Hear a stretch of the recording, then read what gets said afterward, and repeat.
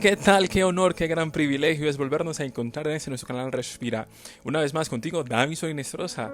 Y hoy, el fraude masivo de Satanás. Así es, Satanás es un mentiroso tan convincente que él ha perpetuado un fraude masivo sobre la mayor parte de la cristianidad en este aspecto.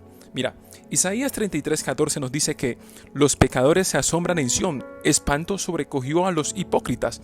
¿Quién de nosotros morará con el fuego consumidor? ¿Quién habitará en las llamas eternas? Muchos cristianos concluyeron que este texto se refiere al infierno.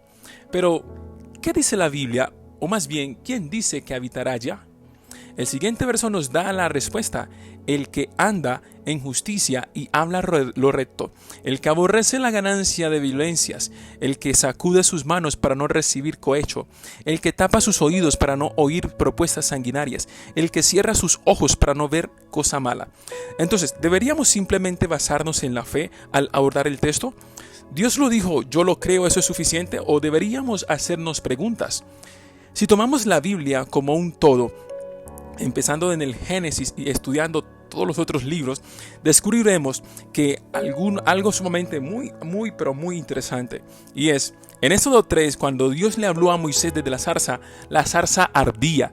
Entonces en Éxodo 24:16, cuando Dios se aparece en el Sinaí, la gloria de Dios parecía como un fuego consumidor. Ahora, más adelante en el Nuevo Testamento, segunda de Crónicas, en el Antiguo Testamento, en el capítulo 5, versículos 3 y 14, nos dice que cuando el templo de Salomón fue dedicado, Dios bajó y los sacerdotes no pudieron entrar al templo por el resplandor de su gloria. Y Ezequiel 28 declara que antes de su caída, Lucifer caminaba en medio de piedras de fuego ante la presencia de Dios. Y más adelante, en 2 de Tesalonicenses 1, declara que el resplandor de la segunda venida de Dios aniquilará a los impíos. Y en 1 de Timoteo 6:16 describe a Dios como una luz inaccesible. Y en Hebreos 12:29 anuncia que nuestro Dios es un fuego consumidor. Y en Apocalipsis 21:23 aprendemos que el cielo nuevo y la tierra nueva no tendrán necesidad de sol y de la luna para iluminar la tierra, porque la presencia de Dios será la luz. ¿Qué significa todo esto? El gran fraude de Satanás es que la vasta mayoría de cristianos han aceptado. Es más aún terrible. ¿Sabes por qué? Porque el lugar donde no quieres ir y donde no quieres estar es el lugar de las llamas de fuego eterno y del fuego consumidor. Pero ese lugar es la presencia misma de Dios.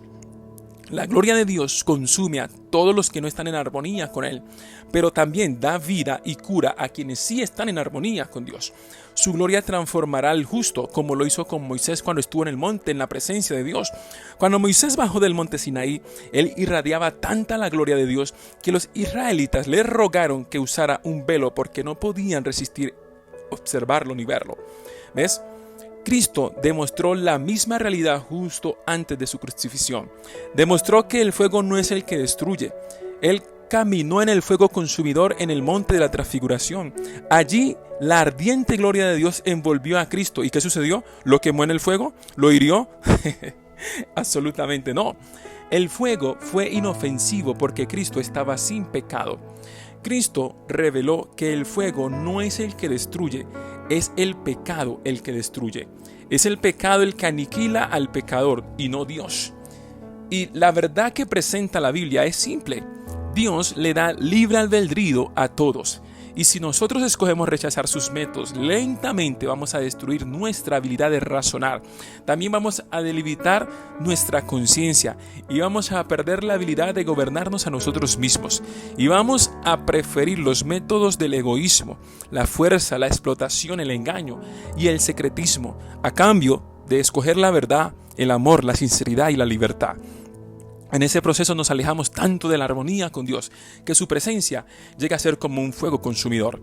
Y los impíos morirán como un resultado de no estar aptos para vivir en la presencia de la gloria de Dios. Y no por causa de un castigo impuesto por Dios.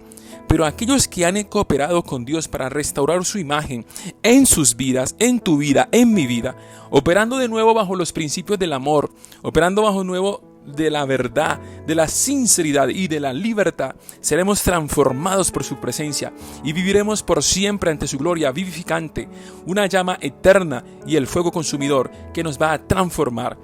Pero tristemente, Dentro del cristianismo encontramos muchas creencias que son mutuamente exclusivas y que contribuyen a la destrucción de la razón y la conciencia.